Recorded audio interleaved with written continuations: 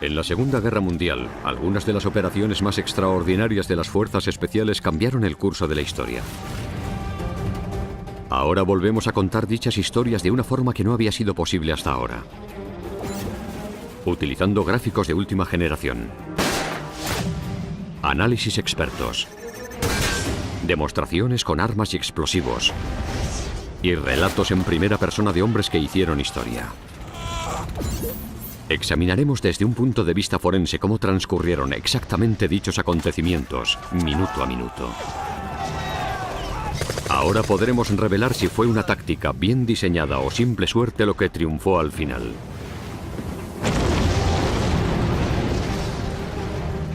En este episodio, un valiente grupo de soldados americanos toma el último puente que queda en pie sobre el río Rin y se abre camino hacia el corazón del Tercer Reich, tal y como nos lo cuenta su oficial al mando, el teniente segundo Karl Timmermann, y 3 de sus hombres cuya actuación fue fundamental. Tendrán que hacer estallar un puente plagado de ametralladoras y lleno de explosivos, preparado para hacerles saltar a ellos y a toda la estructura por los aires. Cuando acabe este día, habrán precipitado el fin de la guerra. Cuerpos de élite de la Segunda Guerra Mundial, el último puente de Hitler, 7 de marzo. 1945. 13 horas. Remagen, Alemania.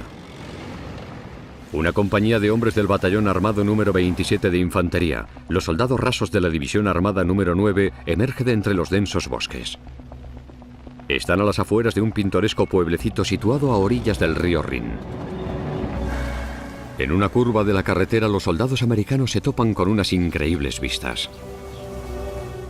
El puente Ludendorff. Y sigue en pie. Durante 5 años, las fuerzas de Hitler han ocupado Europa y dominado el mundo. Pero durante los 9 meses posteriores al desembarco de los aliados del día D, sus ejércitos se han visto obligados a ir retrocediendo de forma implacable a través del norte de Francia, hasta Alemania. Pero ahora dicho retroceso ha quedado paralizado a orillas del río Rin. Todos los puentes importantes, situados a lo largo de los 1.287 kilómetros de este poderoso obstáculo natural, han volado por los aires. Estos 914 metros de agua supondrán una de las misiones más duras para los aliados. Para atacar el corazón del Tercer Reich y poner fin a la guerra, primero tendrán que cruzar este río. El Rin era el último obstáculo importante antes de llegar a Alemania. Una vez que los aliados consiguieran cruzar el Rin, no habría nada que pudiera detenerles en su camino hasta Berlín. Liderando a los hombres del batallón número 27 estaba el teniente segundo Karl Timmermann. Este joven de 22 años tomó el mando de la compañía A el 6 de marzo de 1945, la noche antes de que comenzara la operación. Había una gran ironía en que hubiese nacido en Alemania, a menos de 160 kilómetros de Remagen. Su padre sirvió en las fuerzas de ocupación del ejército de Estados Unidos durante la Primera Guerra Mundial, pero abandonó su puesto en 1919.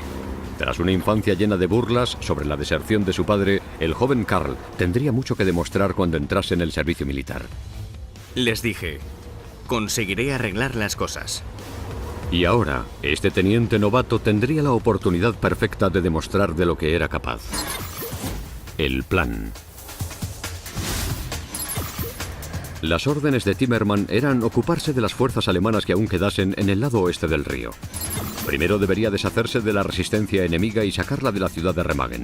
Luego tendría que tomar y asegurar la cabeza del puente para que una división armada pudiera cruzarlo después. Timmermann y sus hombres tendrían que enfrentarse al hecho de que con gran seguridad los alemanes habrían llenado el puente de cargas de demolición listas para explotar en el momento del ataque. Le ordena a sus hombres que avancen.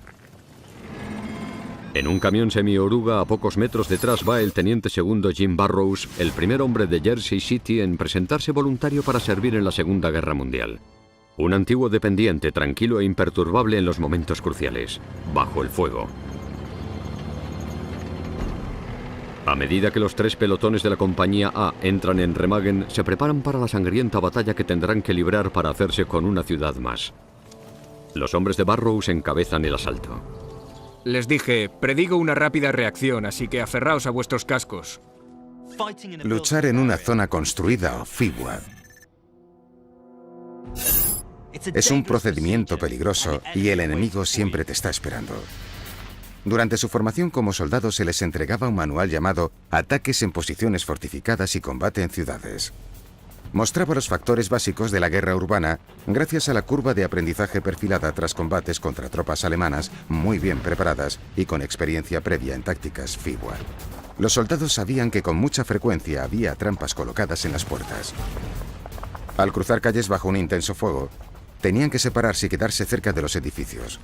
Mostraba diferentes métodos de entrada, como despejar casas entrando por la azotea y trabajando de forma sistemática hacia abajo.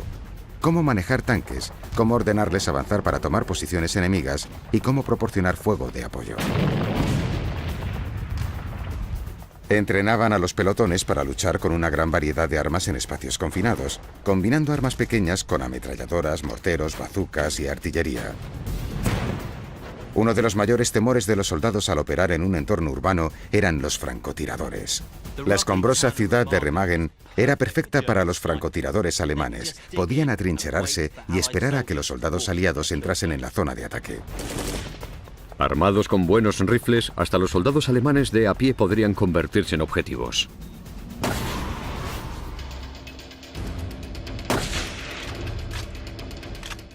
Este es el KR-98 Mauser. Era un arma de infantería alemana. Estaba basado en tecnología de la Primera Guerra Mundial, pero se utilizó en la Segunda Guerra Mundial y también era muy útil para los francotiradores. Era robusta, resistente y fácil de usar. Era un fusil de cerrojo. Disparaba 7,92 balas por ronda y tenía un gran poder de detención. Tomar Remagen será un proceso lento, doloroso y extremadamente peligroso. A medida que el segundo pelotón de Burrows se abre camino hasta el centro de la ciudad, todo parece en silencio. Mucha gente había sacado banderas blancas. Ninguno de ellos parecía feliz. Muchos de ellos lloraban. Los hombres se van adentrando en la ciudad. En el flanco derecho está el pelotón del veterano sargento Mike Chinchar. Se suponía que debíamos entrar en la ciudad, a pie y un pelotón tras otro. Para confundir, evitar y aislar a las posiciones alemanas, cada pelotón de soldados toma una ruta diferente a lo largo de las estrechas calles. Pero los cazadores empiezan a ser cazados.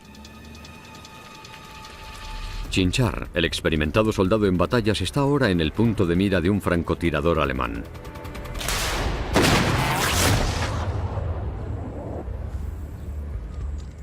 Oí, creo que le tengo. Dije, ¿quién?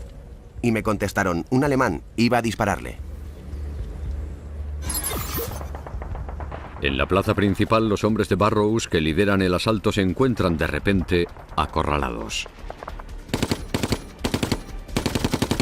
Una de las ametralladoras alemanas que hay al otro lado de la plaza está retrasando todo el avance. Desde su posición domina a cualquier norteamericano que pueda haber en la plaza. Su ametralladora está en una posición perfecta y es capaz de disparar 900 rondas por minuto. Esta es la MG-34, la ametralladora alemana de uso general. Los aliados la conocían simplemente como Spandau. Era un arma realmente increíble. Disparaba esto, 7,92 por ronda, a un ritmo bastante razonable. La MG-34 tenía un cañón muy distintivo, circular y refrigerado por aire. Es una de esas armas la que ahora está comprometiendo el avance de la compañía A por Remagen. Utilizando una táctica clásica para combates urbanos, los norteamericanos solicitan la entrada de los tanques. 10 tanques pesados Pershing M26 acaban de ser asignados a la 9ª División Armada. El Pershing M26 fue el primer tanque pesado estadounidense introducido en la Segunda Guerra Mundial, y el mejor. Con 90 milímetros tenía el cañón americano más grande de todos. No solo desbancaba al mejor tanque alemán, sino que era aún más ágil. Tenía una velocidad máxima de 32 km por hora y además de su cañón de 90 milímetros, también estaba equipado con una ametralladora Browning de calibre 50 y 2 de calibre 30. La novena recibió 10 de esos tanques especiales justo antes del ataque a Remagen. Los hombres de Burrows siguen acorralados por una MG-34 alemana cuando dos Pershings dan la vuelta a la esquina y entran en la plaza, dejando claras sus intenciones. Apuntando con precisión su cañón de 90 milímetros, arrasan con ella.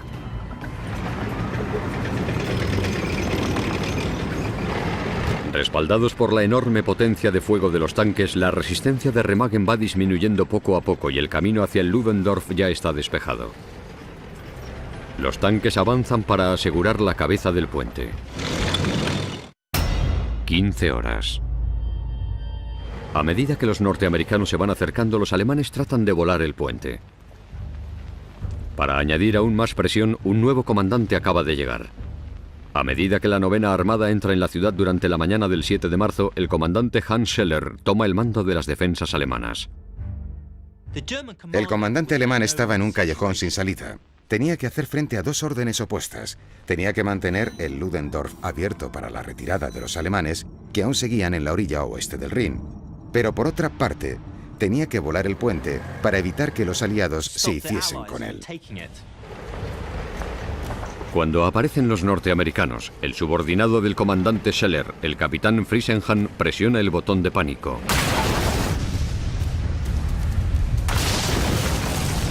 Y hace estallar 9 metros del lado oeste del puente. Como consecuencia, los tanques americanos se ven obligados a parar. Los tanques de los aliados no pueden abordar el puente y tendrán que encontrar otra forma de cruzar el Rin. El teniente segundo Timmermann y los hombres de la compañía A han tomado la ciudad de Remagen y asegurado la cabeza del puente. Tanto su misión como su jornada han terminado. Les dije a los hombres, vamos a comer algo caliente y a descansar aquí durante un par de días. Hasta que Timmermann y sus hombres encontraran una zona del puente intacta, los comandantes habían planeado que el batallón armado número 27 de infantería siguiera avanzando hacia el sur durante los próximos días hasta toparse con el ejército del general Patton cerca de Koblenz. Solo eran pequeños peones en un tablero mucho más amplio de una guerra mundial. Tras meses de impasse, en pleno invierno y contra ataques alemanes, el renovado esfuerzo de los aliados por acabar con el Reich comenzó durante la primavera de 1945. La pregunta que Eisenhower y el resto de comandantes aliados tenían que resolver era ¿dónde iban a centrar sus esfuerzos para cruzar el río Rin? Y lo que Eisenhower decidió fue que fueran los británicos, liderados por el general Bernard Montgomery, los que cruzaran el Rin por el norte. Al sur, el ejército norteamericano, llevando a cabo lo que se conocería como Operación Lumberjack, se abriría paso hasta la orilla este del Rin y ahí se detendría. Su misión era acabar con los ejércitos alemanes que aún seguían atrapados en la orilla oeste. Como todos los puentes alemanes se habían llenado de explosivos, la idea era construir puentes flotantes y empujar a miles de hombres a cruzar hacia ese lado. Una vez que las fuerzas británicas hubiesen asegurado su posición en Alemania, el resto de fuerzas norteamericanas cruzarían el Rin y se dirigirían hacia el noreste para seguir el camino de los británicos hacia la victoria. Pero la construcción de puentes flotantes llevará su tiempo y será difícil que ocurra bajo fuego enemigo. Por tanto, esperan un gran número de víctimas. Pero cuando en plena batalla el puente Ludendorff aparece intacto, el general Hogue, de la 9ª División Armada, ve la oportunidad de conseguir que los norteamericanos crucen el Rin antes de tiempo. Es más, el general Hogue acaba de conseguir información de un prisionero de guerra. Dicha información revela el plan de los alemanes de hacer volar el puente a las 16 horas en tan solo 45 minutos. 15 horas 15 minutos. Hogue pone en marcha nuevas órdenes. Sus hombres deberán tomar el puente inmediatamente. ¿Pero cómo? Los alemanes han hecho un tremendo agujero en la carretera que los tanques no pueden cruzar. Timmermann y sus hombres tendrán que tomarlo a pie. Le dije, ¿y si el puente me estalla en la cara? Las frías órdenes del alto mando son que merece la pena arriesgar a una compañía de hombres por tomar el puente. Los hombres de Timmermann están en el lugar equivocado, en el momento equivocado. Solo eran una unidad normal del ejército. No eran una unidad especial, no eran un grupo de élite. Eran un grupo normal de soldados que fueron enviados a tomar el puente porque estaban ahí.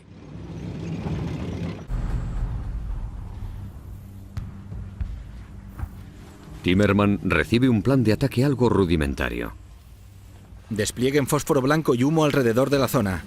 Cubran el avance con tanques y metralletas. Los tanques atrapados deben acabar con las defensas de la zona más lejana.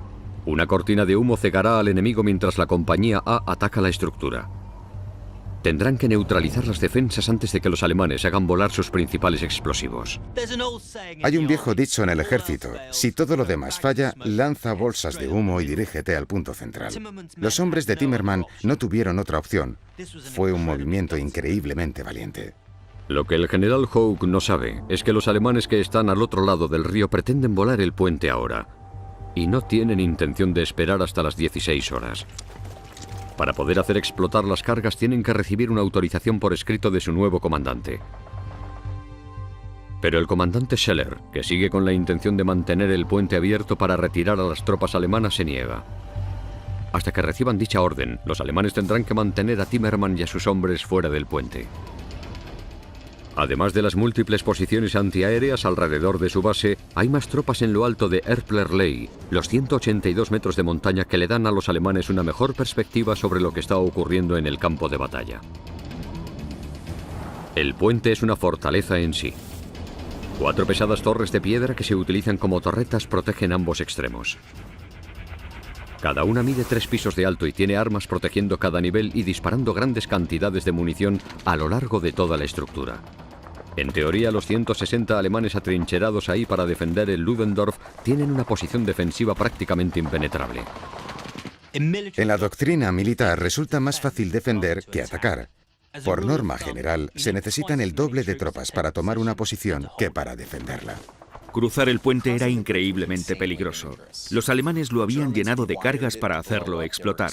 Había explosivos por todas partes. Había defensores al otro lado del río disparando a los norteamericanos. Podrían estar en medio del puente cuando todo aquello explotase bajo sus pies. El puente estaba diseñado para poder ser autodestruido. La brillante idea del general Erich Ludendorff fue construida en plena Primera Guerra Mundial para transportar hombres, suministros y munición al frente occidental. Pero en caso de que la primera línea fuese derrotada, habría que impedir que cayese en manos enemigas. El Ludendorff, un puente de acero de 325 metros, estaba formado por un arco central de acero flanqueado por 2 armaduras. Se diseñaron 2 circuitos para derribar el puente. El circuito principal consistía en 60 cargas de demolición, cada una de ellas con hasta 3,6 kilos de explosivos, atados bajo las vías del ferrocarril. El secundario, conectado a 200 kilos de explosivos, estaba colocado en un hueco de inspección bajo el pilar oeste y a 2 cargas similares de 300 kilos bajo el pilar este. Si los explosivos se detonaban según el plan, todo el puente explotaría y acabaría hundido bajo el río. En caso de que los circuitos fallasen, había un plan B. Una cuerda atada a las cargas situadas bajo el pilar este permitiría activarlas de forma manual, encendiendo una mecha. Los tanques norteamericanos se acercan al puente e inmediatamente se topan con el fuego de las posiciones alemanas. Los tanques se preparan para disparar. El cañón de 90 milímetros de los Pershing está diseñado para acabar con tanques enemigos a más de 1,6 kilómetros de distancia. Los soldados alemanes, al otro lado del río, están a la mitad de esa distancia. Los Pershing se empiezan a disparar a una distancia de lo más eficaz.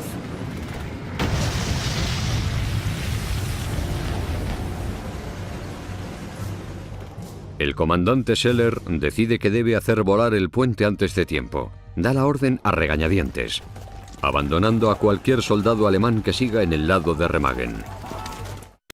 15-20 horas. El capitán alemán Friesenhahn gira la llave para activar las cargas. Pero no ocurre nada. Vuelve a intentarlo. Y otra vez. Los circuitos principales han fallado. Pero aún está el sistema de seguridad. Al mismo tiempo, Timmerman se prepara para cruzar el puente. A su lado está el sargento Joseph A. Delisio. Nacido en el Bronx, Nueva York, este tenaz soldado de 26 años dirige al tercer pelotón. Creía que tenía a los mejores hombres del ejército y al mejor pelotón de combate del ejército de aquel momento. Habríamos muerto los unos por los otros. Al otro lado del río, un soldado alemán se ofrece voluntario para volver al puente y activar el sistema de seguridad de las cargas de demolición. Totalmente ajena a esto, la compañía A está decidida a llevar a cabo el ataque. Dije, vale, vamos a cruzar este puente antes de que...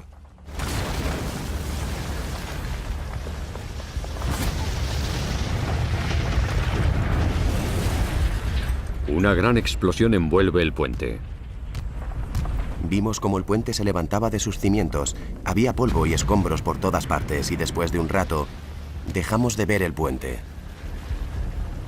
El polvo no tardó demasiado tiempo en desaparecer. Dije, mirad, sigue en pie. El sistema de seguridad había funcionado, pero la explosión no había sido capaz de derribar la torre este.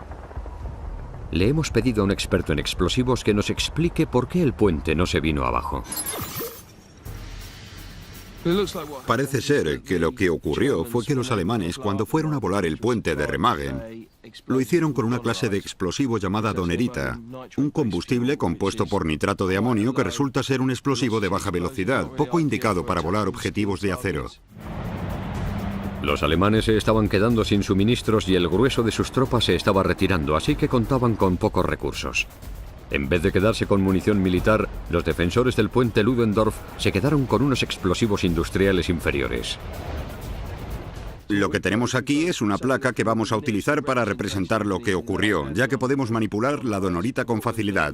Ahora vamos a hacer explotar una cierta cantidad sobre esta placa de acero, que es una representación en miniatura del puente de Remagen. Y después haremos un experimento con un explosivo militar para ver cómo afecta al acero. 3, 2, 1... Vale, este es nuestro explosivo militar, así que vamos a hacer el mismo experimento. Vamos a poner aproximadamente la misma cantidad sobre otra placa de acero. Colocamos el detonador aquí, lo haremos estallar y veremos el efecto que tiene. 3, 2, 1... Bueno, aquí pueden ver el resultado. Esta es la de la donerita y vemos cómo ha abollado la placa. Y ahora pueden echarle un vistazo al explosivo militar, que ha conseguido hacer un agujero y atravesar la placa. Era imposible pensar que no fuera a perforarla. La ha destrozado por completo. Pero a pesar de la calidad inferior de los explosivos, aún había cientos de kilos de carga sin explotar colocadas a lo largo del puente. Quizás no tuvieran tanta suerte la próxima vez. Si los alemanes eran capaces de reparar el circuito eléctrico principal o si la metralla o alguna chispa impactaban contra alguna de las cargas, el puente aún podría venirse abajo. A pesar de conocer el terrible peligro que corrían, Timmerman ordenó a sus hombres que volvieran a intentarlo. Le dije a mis hombres, vale, vamos a cruzarlo en este orden. Primer pelotón, tercer pelotón y luego el segundo pelotón.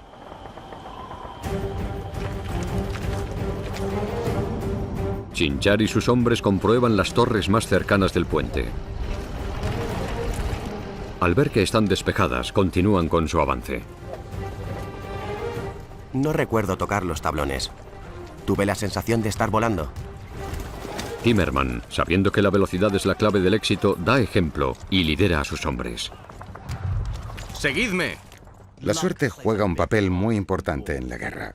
Pero la suerte por sí misma no gana batallas. Se necesitan tácticas y valor. Al cruzar un puente a toda prisa es prácticamente imposible ir en zigzag. Así que hay que ceñirse a los extremos, utilizando la estructura en sí misma para guarecerse y, sobre todo, hay que evitar la parte central y no dejar de moverse. Aquel que pare, morirá. Los siguientes hombres en adentrarse en el puente son Delisio y su pelotón. Cuando empezamos a cruzar, lo único en lo que podía pensar era en salir de ese puente. Los alemanes ya habían intentado volarlo una vez y habían fracasado. Estábamos seguros, o yo estaba seguro, de que el puente acabaría cediendo. En busca de más cargas explosivas, los ingenieros siguen a Timmerman por el puente.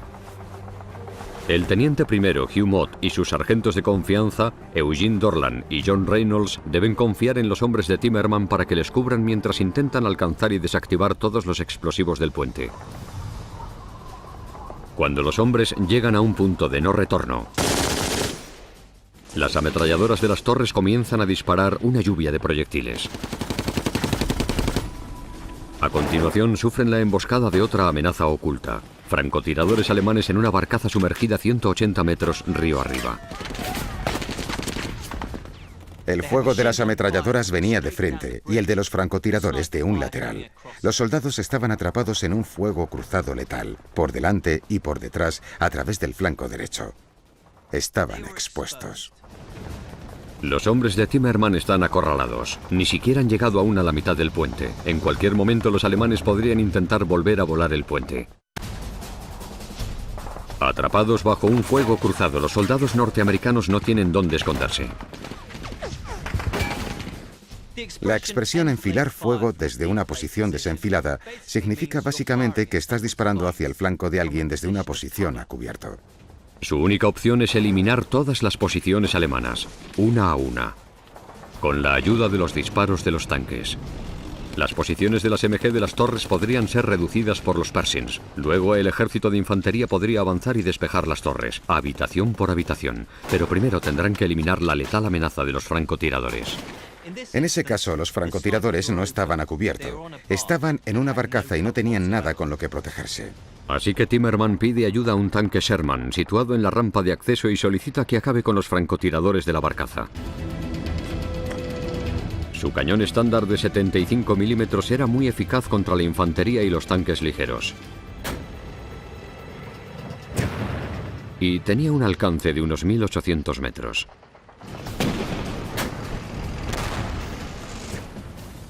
El tanque Sherman ataca la barcaza y en poco tiempo comunica que la amenaza ha terminado. Cuando cruzan el punto medio del puente, las ametralladoras alemanas de las torres tienen una vista más clara. Ahora los soldados americanos son presa de las MG-42 alemanas y de su aterradora potencia de fuego. Los hombres están acorralados y aún les quedan 150 metros por recorrer. Si los soldados norteamericanos quieren cruzar el puente Ludendorff, necesitarán la potencia de los Pershings para acabar con los MGs que hay en las siguientes torres. Un tanque apunta con cuidado. Su primer proyectil impacta contra la parte izquierda de la torre más lejana. El tanque ha silenciado la amenaza. De vuelta en el puente, los ingenieros trabajan con los explosivos restantes. Están librando una carrera desesperada contra el tiempo para tirarlas al Rin antes de que el puente y todos los soldados acaben volando por los aires. Tenían muy poco tiempo. Mientras las fuerzas norteamericanas se abrían paso para cruzar el puente, intentaban encontrar y desactivar explosivos, y uno de los norteamericanos recuerda haber visto a un teniente de los ingenieros cortando cables y tirando los explosivos al río. A medida que los hombres intentan avanzar, los alemanes de las torres se reagrupan y vuelven a abrir fuego. Pero armados principalmente con carabinas estándar, los soldados americanos pueden ofrecer una respuesta muy poco efectiva. Esta es la carabina M1, el rifle semiautomático de los Estados Unidos. La ventaja de esta arma es su ligereza. Además es muy equilibrada y si yo tuviera que dar un largo paseo por terrenos embarrados, querría llevar esta arma.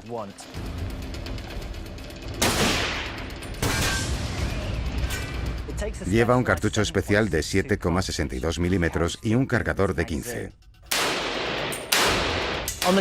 Las desventajas son que el cartucho de 7,62 tiene un alcance efectivo de unos 90 metros y no es muy recomendable para las tropas de infantería de primera línea. Ahora que los alemanes están al alcance de los rifles de los americanos, pueden mantenerse a cubierto y avanzar más rápido. Exclamé: Joe, trae a tu pelotón aquí arriba y sácales de su punto de mira. Les dije a mis hombres: si este puente explota, tenemos a todo un batallón sobre él. Salgamos de aquí, vamos chicos. Intentamos movernos lo más rápido que pudimos.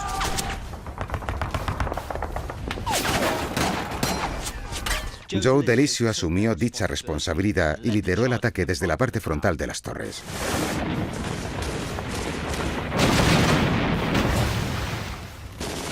Alguien gritó: ¿quién está en la torre delantera? Miré por encima de mi hombro y no vi a nadie moverse. Así que avancé hacia la torre derecha, empujé la puerta y había 5 alemanes apiñados alrededor de una metralleta. Parecía que se había atascado y que estaban intentando desatascarla. Pegué un par de tiros y grité Handelhall, que significa manos arriba. Era el único alemán que sabía. Dieron un par de vueltas y levantaron las manos. Cogí la ametralladora y la lancé por la apertura de la torre. Delisio convierte a los alemanes en prisioneros. Al mismo tiempo, el pelotón de Chinchar entra en la torre por el lado izquierdo. Arriba capturan a un ametrallador alemán. La amenaza de las torres ha terminado.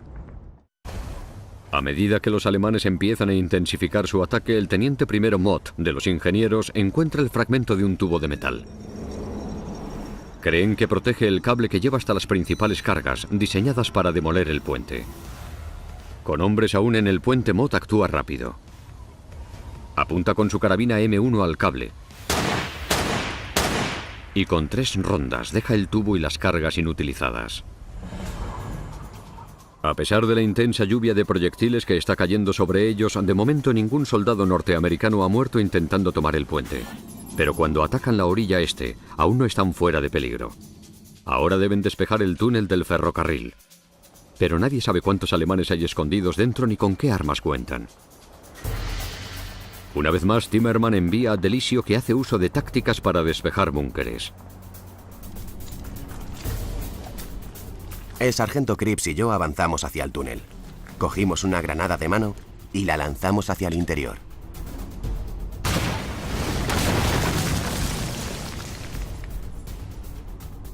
Después del shock, llega el terror.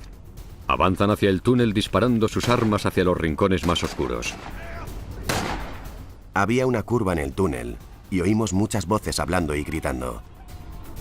No sabíamos si eran soldados alemanes o civiles alemanes. Su táctica produce el resultado deseado. Las tropas alemanas y los aterrorizados civiles empiezan a salir del túnel. Designado aquella misma mañana para dirigir las defensas de Remagen, el comandante Hans Scheller, que consiguió hacerse con una bici mientras los americanos cruzaban el Rin, escapaba por la parte de atrás del túnel. El puente ha sido tomado y sus defensores oficiales se han rendido. Pero ahora los soldados norteamericanos deben resistir en la vulnerable cabeza del puente. La defensa alemana aún puede organizar un contraataque desde sus posiciones en los puntos más altos. Hombres de la compañía B son los primeros en subir la ladera de 180 metros del noroeste de Erplerley. A continuación le siguen el teniente segundo Barrows y sus hombres del segundo pelotón, que comienzan su ascenso bajo el fuego. Tomar Remagen y cruzar el puente fue pan comido comparado con escalar aquella montaña. A mitad de camino se encuentran con proyectiles antiaéreos de 20 milímetros y las víctimas empiezan a amontonarse rápido. El sargento Bill Schulz recibe un impacto en la pierna y Frank Marek es alcanzado por la metralla. Intentan ponerse a cubierto, pero a medida que los hombres se van abriendo camino hasta la cima, se topan con un panorama desolador. Todo el pelotón de hombres de la compañía B ha sido diezmado por los cañones. Los hombres de Barrows saben que serán los siguientes. Deben alejarse del arco de fuego y rápido, o encontrando un espacio muerto o poniéndose a cubierto. Pero ninguna de las dos opciones es viable. En vez de eso, solo les queda una opción: correr hasta la parte más alta. Cuando llegan ahí, su valor se ve recompensado. El enemigo ha abandonado la lucha. Las noticias llegan al entusiasmado general Dwight D. Eisenhower. Ordena al comandante supremo de los aliados que ponga en marcha su plan de ataque. Eisenhower ordena a sus comandantes que al menos 5 divisiones crucen el puente lo antes posible. Pero para que su nuevo plan tenga éxito, dichos hombres deben asegurar la cabeza del puente contra cualquier contraataque del enemigo. Si los norteamericanos son capaces de crear un perímetro defensivo, podrán expandir su dispositivo de forma gradual y luego usarlo como trampolín para seguir atacando a Alemania. En Berlín, Hitler se entera de la pérdida del puente y monta en cólera. Personalmente, ordena a todas las tropas disponibles que se dirijan hacia la cabeza del puente de Remagen y aniquilen a los americanos. Justo después de medianoche, los primeros tanques Sherman empiezan a cruzar el Rin. Todas las carreteras conducían a Remagen en aquel momento, porque estaba en juego el fin de la guerra. Los vehículos colapsaban las carreteras y los campos estaban llenos de artillería, tanques y cañones antiaéreos, la mayoría esperando para acceder a la pequeña cabeza del puente.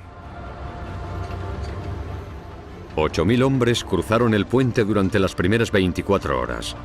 Una vez al otro lado se dirigieron hacia el norte y el 8 de marzo, al caer la noche, la ciudad alemana de Unkel ya había sido capturada. Los alemanes introdujeron cientos de piezas de artillería. Entre el 8 y el 9 de marzo dispararon alrededor de 3.000 proyectiles desde la cabeza del puente. Asimismo enviaron una de las armas más grandes que tenían. El mortero Karl, de 540 milímetros, capaz de destrozar hormigón. Supuestamente dispara 11 rondas, pero ninguna impacta contra el puente. Y luego deja de funcionar. Los alemanes también disparan Nebelwerfers a los hombres que en ese momento intentan cruzar el puente.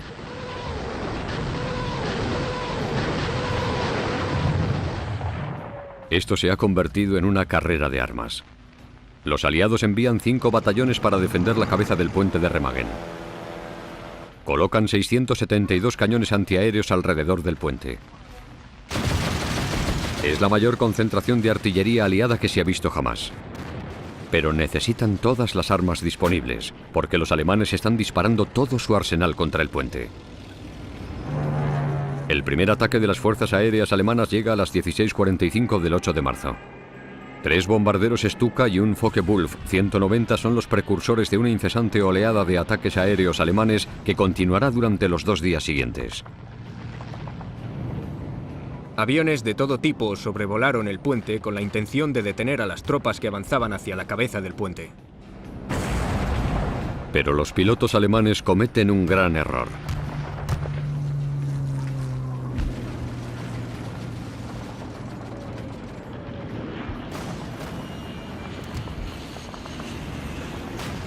Pero de repente el equipo antiaéreo se percató de algo inusual. Miré hacia arriba y vi aviones alemanes sobrevolando la zona e intentando atacar el puente de Remagen. Y de repente uno de los aviones empezó a ir unas 2 o 3 veces más rápido que el resto. Hitler había enviado una de sus nuevas y letales armas confidenciales para derribar el puente. El primer bombardero a reacción del mundo, el Arado 234B2, se prepara para atacar el puente Ludendorff. Con portabombas debajo de las alas y del fuselaje del avión podía transportar una bomba de 1.400 kilos o 3 de 500 kilos. Pero también lo intenta y falla. A medida que los aliados van destinando más y más hombres y recursos a la cabeza del puente de Remagen, recuperar el puente empieza a parecer una causa perdida para los alemanes. Pero Hitler aún tiene un as en la manga. Bajo órdenes personales del Führer, lanzan una de las armas más novedosas a los hombres que defendían el puente. El cohete V2, o Arma de Venganza 2.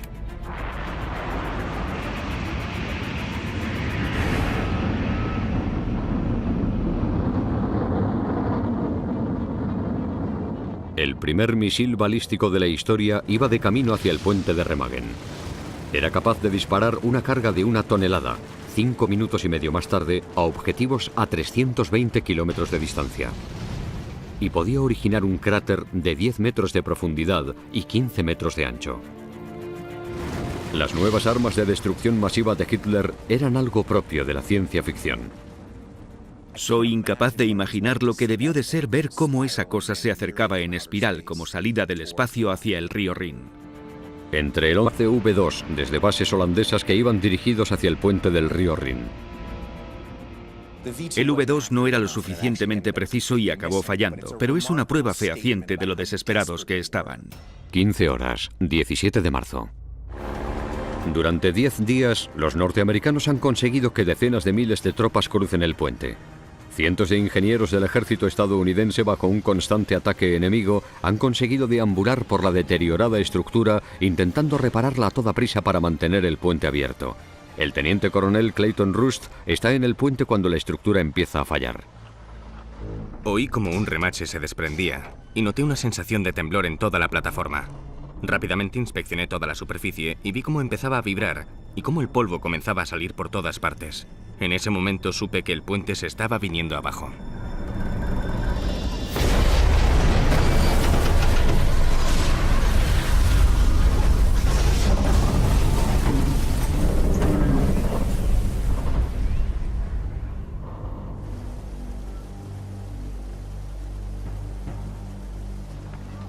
Desgraciadamente, 32 ingenieros murieron y 63 hombres quedaron heridos tras el derrumbe del puente.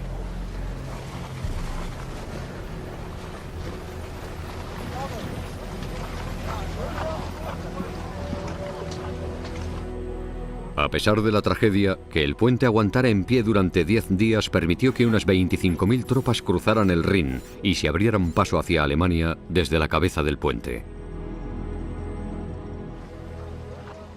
Y la compañía A del batallón número 27 de infantería tomó el puente sin sufrir ni una sola baja. El comandante Scheller, el oficial alemán que abandonó el puente y escapó en bicicleta, murió por orden de Hitler a manos de un pelotón de fusilamiento. Creo que la toma del puente se produjo cuando ambos bandos se dieron cuenta de que el fin de la guerra estaba cerca. Se produjo porque ya no había nada que protegiese a los alemanes del ataque de los aliados. 6 semanas después, Hitler se suicidó en su búnker en Berlín y se produjo la victoria en Europa.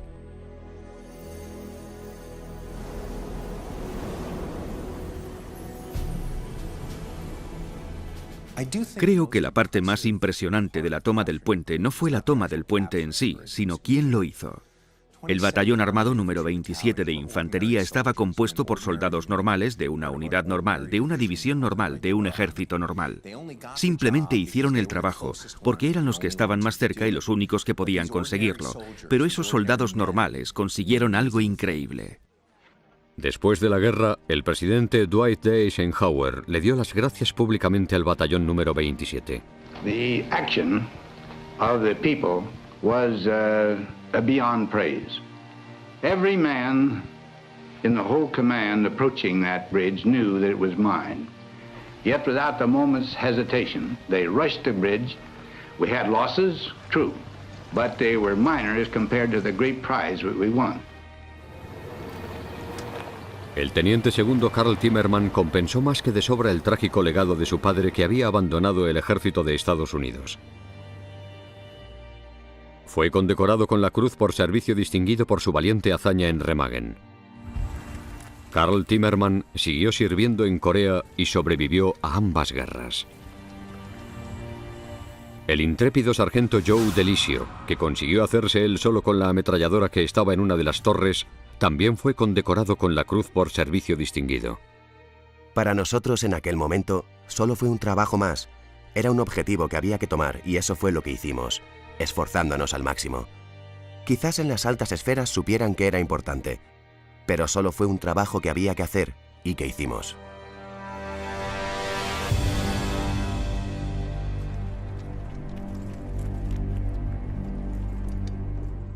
Número 27 de Infantería, los soldados rasos de la División Armada número 9 emerge de entre los densos bosques. Están a las afueras de un pintoresco pueblecito situado a orillas del río Rin. En una curva de la carretera, los soldados americanos se topan con unas increíbles vistas. El puente Ludendorff. Y sigue en pie. Durante 5 años, las fuerzas de Hitler han ocupado Europa y dominado el mundo. Pero durante los 9 meses posteriores al desembarco de los aliados del día D, sus ejércitos se han visto obligados a ir retrocediendo de forma implacable a través del norte de Francia, hasta Alemania. Pero ahora dicho retroceso ha quedado paralizado a orillas del río Rin. Todos los puentes importantes, situados a lo largo de los 1.287 kilómetros de este poderoso obstáculo natural, han volado por los aires. Estos 914 metros de agua supondrán una de las misiones más duras para los aliados. Para atacar el corazón del Tercer Reich y poner fin a la guerra, primero tendrán que cruzar este río. El Rin era el último obstáculo importante antes de llegar a Alemania. Una vez que los aliados consiguieran cruzar el Rin, no habría nada que pudiera detenerles en su camino hasta Berlín. Liderando a los hombres del batallón número 27 estaba el teniente segundo Karl Timmermann. Este joven de 22 años tomó el mando de la compañía A el 6 de marzo de 1945, la noche antes de que comenzara la operación. Había una gran ironía en que hubiese nacido en Alemania, a menos de 160 kilómetros de Remagen. Su padre sirvió en las fuerzas de ocupación del ejército de Estados Unidos durante la Primera Guerra Mundial, pero abandonó su puesto en 1919. Tras una infancia llena de burlas sobre la deserción de su padre, el joven Karl tendría mucho que demostrar cuando entrase en el servicio militar. Les dije, conseguiré arreglar las cosas. Y ahora, este teniente novato tendría la oportunidad perfecta de demostrar de lo que era capaz. El plan. Las órdenes de Timmermann eran ocuparse de las fuerzas alemanas que aún quedasen en el lado oeste del río. Primero debería deshacerse de la resistencia enemiga y sacarla de la ciudad de Remagen. Luego tendría que tomar y asegurar la cabeza del puente para que una división armada pudiera cruzarlo después. Timmermann y sus hombres tendrían que enfrentarse al hecho de que con gran seguridad los alemanes habrían llenado el puente de cargas de demolición listas para explotar en el momento del ataque. Le ordena a sus hombres que avancen. En un camión semi-oruga a pocos metros detrás va el teniente segundo Jim Burrows, el primer hombre de Jersey City en presentarse voluntario para servir en la Segunda Guerra Mundial. Un antiguo dependiente, tranquilo e imperturbable en los momentos cruciales, bajo el fuego. A medida que los 3 pelotones de la compañía A entran en Remagen, se preparan para la sangrienta batalla que A medida que los hombres intentan avanzar, los alemanes de las torres se reagrupan y vuelven a abrir fuego. Pero armados principalmente con carabinas estándar, los soldados americanos pueden ofrecer una respuesta muy poco efectiva.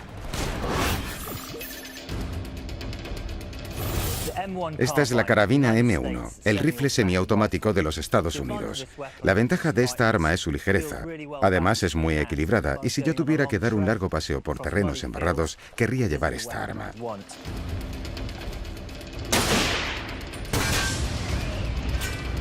Lleva un cartucho especial de 7,62 milímetros y un cargador de 15. Las desventajas son que el cartucho de 7,62 tiene un alcance efectivo de unos 90 metros y no es muy recomendable para las tropas de infantería de primera línea. Ahora que los alemanes están al alcance de los rifles de los americanos, pueden mantenerse a cubierto y avanzar más rápido. Exclamé, Joe, trae a tu pelotón aquí arriba y sácales de su punto de mira. Les dije a mis hombres, si este puente explota, tenemos a todo un batallón sobre él. Salgamos de aquí, vamos chicos. Intentamos movernos lo más rápido que pudimos.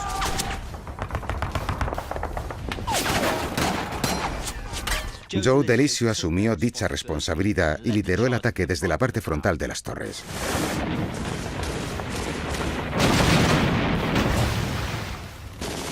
Alguien gritó, ¿quién está en la torre delantera? Miré por encima de mi hombro y no vi a nadie moverse. Así que avancé hacia la torre derecha, empujé la puerta y había 5 alemanes apiñados alrededor de una metralleta. Parecía que se había atascado y que estaban intentando desatascarla. Pegué un par de tiros y grité Handelhall, que significa manos arriba. Era el único alemán que sabía. Dieron un par de vueltas y levantaron las manos. Cogí la ametralladora y la lancé por la apertura de la torre. Delisio convierte a los alemanes en prisioneros. Al mismo tiempo, el pelotón de Chinchar entra en la torre por el lado izquierdo.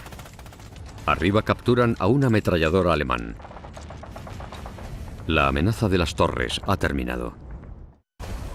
A medida que los alemanes empiezan a intensificar su ataque, el teniente primero Mott, de los ingenieros, encuentra el fragmento de un tubo de metal. Creen que protege el cable que lleva hasta las principales cargas, diseñadas para demoler el puente. Con hombres aún en el puente, Mott actúa rápido. Apunta con su carabina M1 al cable. Y con 3 rondas deja el tubo y las cargas inutilizadas. A pesar de la intensa lluvia de proyectil de la zona más lejana, una cortina de humo cegará al enemigo mientras la compañía A ataca la estructura. Tendrán que neutralizar las defensas antes de que los alemanes hagan volar sus principales explosivos. Hay un viejo dicho en el ejército: si todo lo demás falla, lanza bolsas de humo y dirígete al punto central. Los hombres de Timmerman no tuvieron otra opción. Fue un movimiento increíblemente valiente. Lo que el general Houck no sabe es que los alemanes que están al otro lado del río pretenden volar el puente ahora, y no tienen intención de esperar hasta las 16 horas.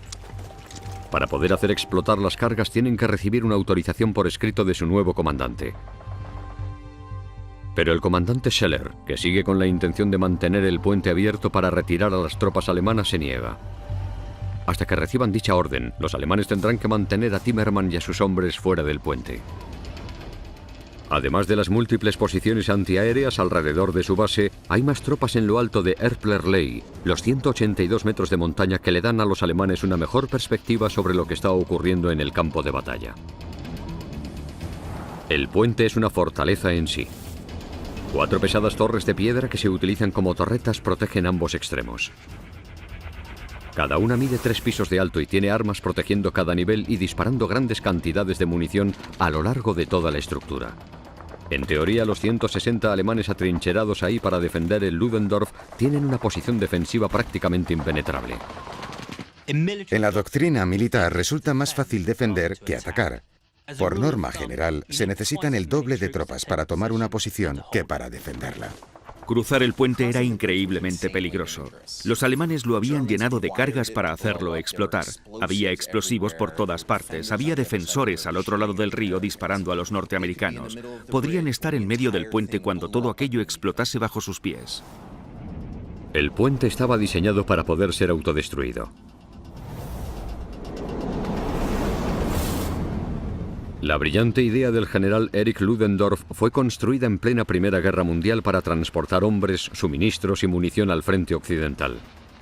Pero en caso de que la primera línea fuese derrotada, habría que impedir que cayese en manos enemigas. El Ludendorff, un puente de acero de 325 metros, estaba formado por un arco central de acero flanqueado por 2 armaduras. Se diseñaron 2 circuitos para derribar el puente. El circuito principal consistía en 60 cargas de demolición, cada una de ellas con hasta 3,6 kilos de explosivos, atados bajo las vías del ferrocarril. El secundario, conectado a 200 kilos de explosivos, estaba colocado en un hueco de inspección bajo el pilar oeste y a 2 cargas similares de 300 kilos bajo el pilar este. Si los explosivos se detonaban según el plan, todo el puente explotaría y acabaría hundido bajo el res, bajo el fuego. A medida que los 3 pelotones de la compañía A entran en Remagen, se preparan para la sangrienta batalla que tendrán que librar para hacerse con una ciudad más. Los hombres de Burrows encabezan el asalto. Les dije, predigo una rápida reacción, así que aferraos a vuestros cascos. Luchar en una zona construida o FIWA es un procedimiento peligroso y el enemigo siempre te está esperando. Durante su formación como soldados se les entregaba un manual llamado Ataques en posiciones fortificadas y combate en ciudades. Mostraba los factores básicos de la guerra urbana gracias a la curva de aprendizaje perfilada tras combates contra tropas alemanas muy bien preparadas y con experiencia previa en tácticas FIWA. Los soldados sabían que con mucha frecuencia había trampas colocadas en las puertas. Al cruzar calles bajo un intenso fuego, tenían que separarse y quedarse cerca de los edificios. Mostraba diferentes métodos de entrada, como despejar casas entrando por la azotea y trabajando de forma sistemática hacia abajo, cómo manejar tanques, cómo ordenarles avanzar para tomar posiciones enemigas y cómo proporcionar fuego de apoyo. Entrenaban a los pelotones para luchar con una gran variedad de armas en espacios confinados, combinando armas pequeñas con ametralladoras, morteros, bazucas y artillería. Uno de los mayores temores de los soldados al operar en un entorno urbano eran los francotiradores. La escombrosa ciudad de Remagen era perfecta para los francotiradores alemanes. Podían atrincherarse y esperar a que los soldados aliados entrasen en la zona de ataque. Armados con buenos rifles, hasta los soldados alemanes de a pie podrían convertirse en objetivos.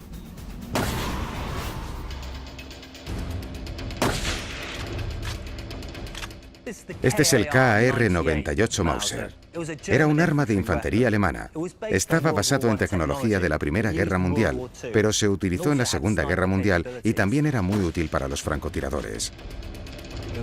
Era robusta, resistente y fácil de usar. Era un fusil de cerrojo. Disparaba 7,92 balas por ronda y tenía un gran poder de detención. Tomar Remagen será un proceso lento, doloroso y extremadamente peligroso. A medida que el segundo pelotón de Burrows se abre camino hasta el centro de la ciudad, todo parece en silencio. Mucha gente había sacado banderas blancas. Ninguno de ellos parecía feliz. Muchos de ellos lloraban. Los hombres se van adentrando en la ciudad. En el flanco derecho está el pelotón del veterano sargento Mike Chinchard. Se suponía que debíamos entrar en la ciudad, a pie, y un pelotón Aquí. Le ordena a sus hombres que avancen. En un camión semi-oruga a pocos metros detrás va el teniente segundo Jim Burrows, el primer hombre de Jersey City en presentarse voluntario para servir en la Segunda Guerra Mundial. Un antiguo dependiente tranquilo e imperturbable en los momentos cruciales, bajo el fuego. A medida que los tres pelotones de la compañía A entran en Remagen, se preparan para la sangrienta batalla que tendrán que librar para hacerse con una ciudad más. Los hombres de Burrows encabezan el asalto. Les dije, predigo una rápida reacción, así que aferraos a vuestros cascos. Luchar en una zona construida o FIWA es un procedimiento peligroso y el enemigo siempre te está esperando. Durante su formación como soldados se les entregaba un manual llamado Ataques en posiciones fortificadas y combate en ciudades. Mostraba los factores básicos de la guerra urbana gracias a la curva de aprendizaje perfilada tras combates contra tropas alemanas muy bien preparadas y con experiencia previa en tácticas FIWA. Los soldados sabían que con mucha frecuencia había trampas colocadas en las puertas. Al cruzar calles bajo un intenso fuego, tenían que separarse y quedarse cerca de los edificios. Mostraba diferentes métodos de entrada, como despejar casas entrando por la azotea y trabajando de forma sistemática hacia abajo, cómo manejar tanques, cómo ordenarles avanzar para tomar posiciones enemigas y cómo proporcionar fuego de apoyo. Entrenaban a los pelotones para luchar con una gran variedad de armas en espacios confinados, combinando armas pequeñas con ametralladoras, morteros, bazucas y artillería. Uno de los mayores temores de los soldados al operar en un entorno urbano eran los francotiradores. La escombrosa ciudad de Remagen era perfecta para los francotiradores alemanes. Podían atrincherarse y esperar a que los soldados aliados entrasen en la zona de ataque. Armados con buenos rifles, hasta los soldados alemanes de a pie podrían convertirse en objetivos.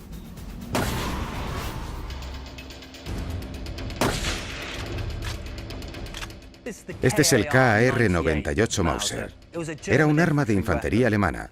Estaba basado en tecnología de la Primera Guerra Mundial, pero se utilizó en la Segunda Guerra Mundial y también era muy útil para los francotiradores.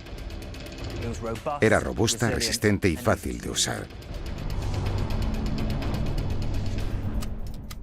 Era un fusil de cerrojo. Disparaba 7,92 balas por ronda y tenía un gran poder de detención. Tomar Remagen será un proceso lento, doloroso y extremadamente peligroso. A medida que el segundo pelotón de Burrows se abre camino hasta el centro de la ciudad, todo parece en silencio. Mucha gente había sacado banderas blancas. Ninguno de ellos parecía feliz. Muchos de ellos Si los soldados norteamericanos quieren cruzar el puente Ludendorff, necesitarán la potencia de los Persins para acabar con los MGs que hay en las siguientes torres.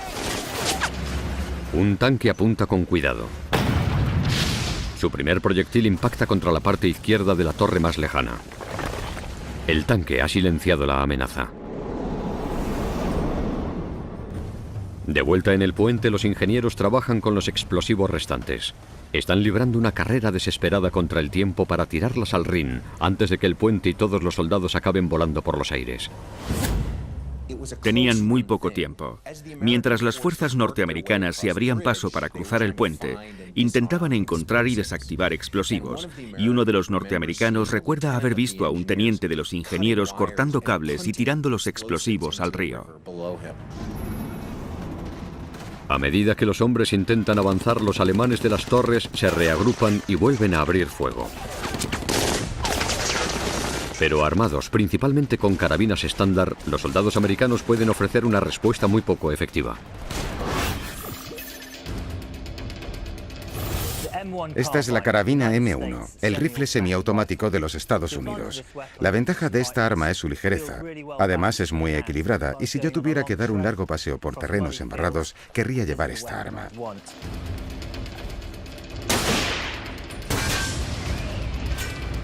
Lleva un cartucho especial de 7,62 milímetros y un cargador de 15. Las desventajas son que el cartucho de 7,62 tiene un alcance efectivo de unos 90 metros y no es muy recomendable para las tropas de infantería de primera línea. Ahora que los alemanes están al alcance de los rifles de los americanos, pueden mantenerse a cubierto y avanzar más rápido. Exclamé, Joe, trae a tu pelotón aquí arriba y sácales de su punto de mira. Les dije a mis hombres, si este puente explota, tenemos a todo un batallón sobre él. Salgamos de aquí, vamos chicos. Intentamos movernos lo más rápido que pudimos.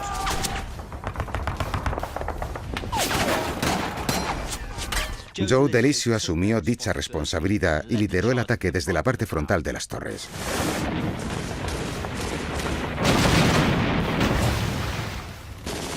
Alguien gritó, ¿quién está en la torre delantera? Miré por encima de mi hombro y no vi a nadie moverse. Así que avancé hacia la torre derecha, empujé la puerta y había 5 alemanes apiñados alrededor de una metralleta. Parecía que se había atascado y que estaban intentando desatascarla. Pegué un par de tiros y grité Handelhall, que significa manos arriba. Era el único alemán que sabía. Dieron un par de vueltas y levantaron las manos. Cogí la ametralladora y la lancé por la... A medida que el segundo pelotón de Burrows se abre camino hasta el centro de la ciudad, todo parece en silencio. Mucha gente había sacado banderas blancas. Ninguno de ellos parecía feliz. Muchos de ellos lloraban. Los hombres se van adentrando en la ciudad. En el flanco derecho está el pelotón del veterano sargento Mike Chinchar. Se suponía que debíamos entrar en la ciudad, a pie y un pelotón tras otro. Para confundir, evitar y aislar a las posiciones alemanas, cada pelotón de soldados toma una ruta diferente a lo largo de las estrechas calles. Pero los cazadores empiezan a ser cazados. Chinchar, el experimentado soldado en batallas, está ahora en el punto de mira de un francotirador alemán.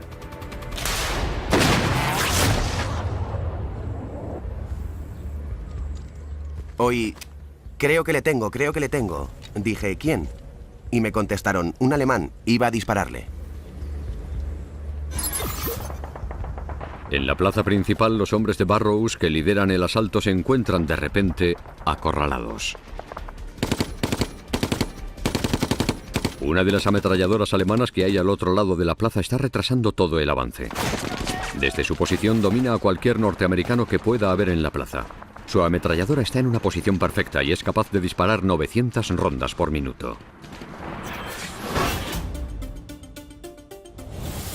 Esta es la MG-34, la ametralladora alemana de uso general. Los aliados la conocían simplemente como Spandau. Era un arma realmente increíble. Disparaba esto, 7,92 por ronda, a un ritmo bastante razonable. La MG-34 tenía un cañón muy distintivo, circular y refrigerado por aire. Es una de esas armas la que ahora está comprometiendo el avance de la compañía A por Remagen. Utilizando una táctica clásica para combates urbanos, los norteamericanos solicitan la entrada de los tanques. 10 tanques pesados Pershing M26 acaban de ser asignados a la 9ª División Armada. El Pershing M26 fue el primer tanque pesado estadounidense introducido en la Segunda Guerra Mundial, y el mejor. Con 90 milímetros tenía el cañón americano más grande de todos. No solo desbancaba al mejor tanque alemán, sino que era aún más ágil. Tenía una velocidad máxima de 32 kilómetros por hora y además de su cañón de 90 milímetros, también estaba equipado con una ametralladora Browning de calibre 50 y 2 de calibre 30, que consiguió hacerse con una bici mientras los americanos cruzaban el Rin, escapaba por la parte de atrás del túnel. El puente ha sido tomado y sus defensores oficiales se han rendido. Pero ahora los soldados norteamericanos deben resistir en la vulnerable cabeza del puente.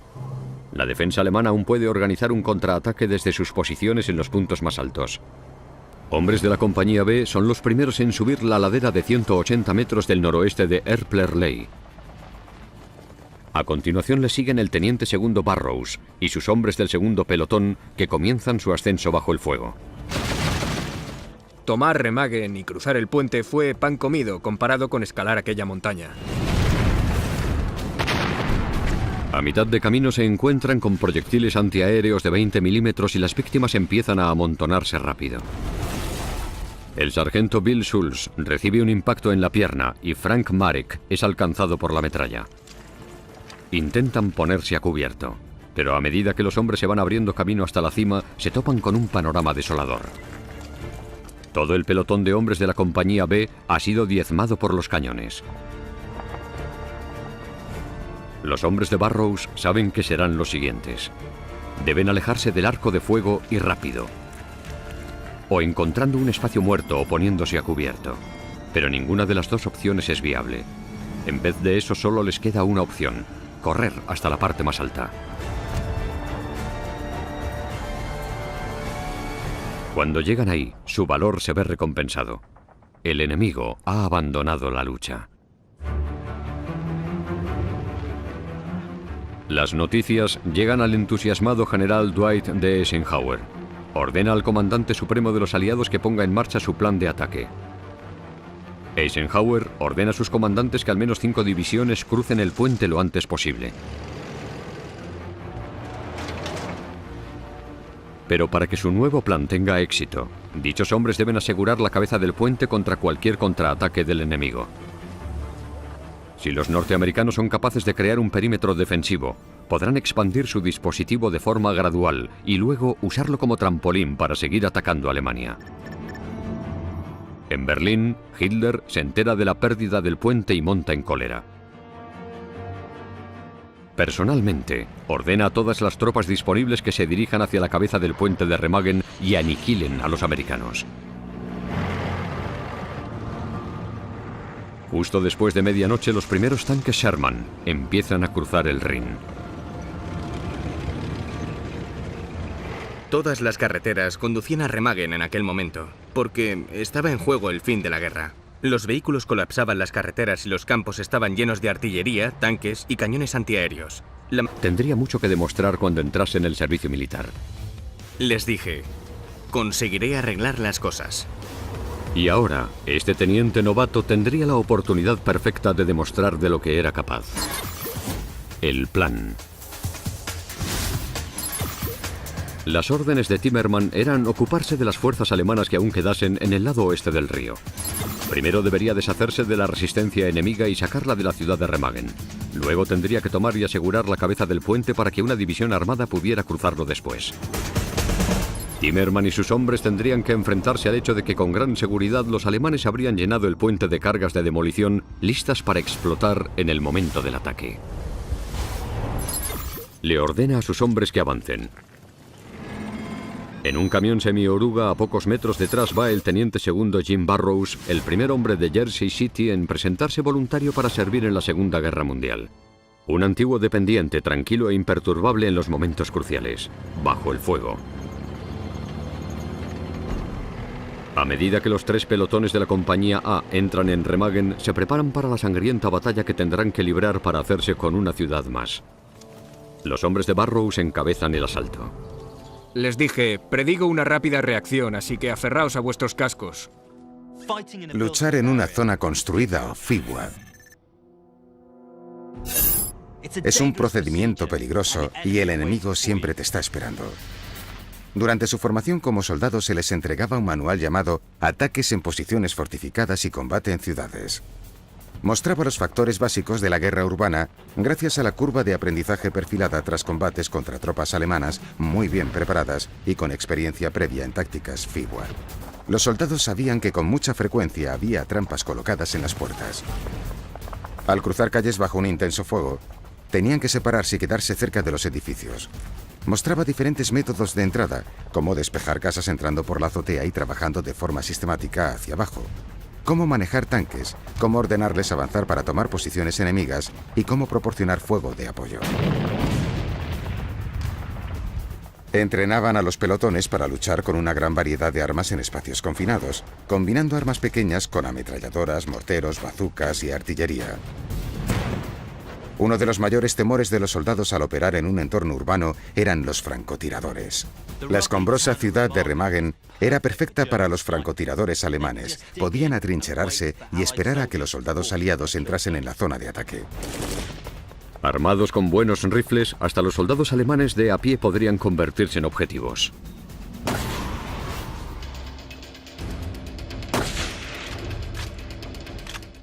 Este es el KR-98 Mauser. Era un arma de infantería alemana. El comandante Hans Scheller toma el mando de las defensas alemanas. El comandante alemán estaba en un callejón sin salida. Tenía que hacer frente a dos órdenes opuestas. Tenía que mantener el Ludendorff abierto para la retirada de los alemanes, que aún seguían en la orilla oeste del Rin. Pero por otra parte, tenía que volar el puente para evitar que los aliados se hiciesen con él. Cuando aparecen los norteamericanos, el subordinado del comandante Scheller, el capitán Friesenhahn, presiona el botón de pánico.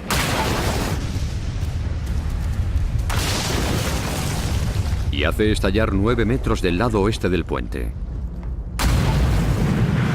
Como consecuencia, los tanques americanos se ven obligados a parar. Los tanques de los aliados no pueden abordar el puente y tendrán que encontrar otra forma de cruzar el Rin. El teniente segundo Timmermann y los hombres de la compañía A han tomado la ciudad de Remagen y asegurado la cabeza del puente. Tanto su misión como su jornada han terminado. Les dije a los hombres, vamos a comer algo caliente y a descansar aquí durante un par de días. Hasta que Timmermann y sus hombres encontraran una zona del puente intacta, los comandantes habían planeado que el batallón armado número 27 de infantería siguiera avanzando hacia el sur durante los próximos días hasta toparse con el ejército del general Patton cerca de Koblenz. Solo eran pequeños peones en un tablero mucho más amplio de una guerra mundial. Tras meses de impasse, en pleno invierno y contra ataques alemanes, el renovado esfuerzo de los aliados por acabar con el Reich comenzó durante la primavera de 1945. La pregunta que Eisenhower y el resto de comandantes aliados tenían que resolver era ¿dónde iban a centrar sus esfuerzos para cruzar el río Rin? Y lo que Eisenhower decidió fue que fueran los británicos, liderados por el general Bernard Montgomery, los que cruzaran el Rin por el norte. Al sur, el ejército norteamericano, llevando a cabo lo que se conocería como Operación Lumberjack, se abriría paso hasta la orilla este del Rin y ahí se detendría. Su misión era acabar con los ejércitos alemanes que aún seguían atrapados en la orilla oeste. Como todos los puentes alemanes se habían llenado de explosivos, la idea era construir puentes flotantes y empujar a miles de hombres a cruzar hacia ese lado. Una vez que las fuerzas británicas hubiesen asegurado su posición en Alemania, el resto de fuerzas norteamericanas cruzarían el Rin y se dirigirían hacia el noreste para seguir el camino de los británicos hacia la victoria. Pero la construcción de puentes flotantes llevará su tiempo y será difícil que ocurra bajo fuego enemigo. Por tanto, esperan un gran número de víctimas. Pero cuando en plena batalla el puente Ludendorff aparece intacto, el general Houck, de la 9ª División Armada, ve la oportunidad de conseguir que los norteamericanos crucen el Rin antes de tiempo.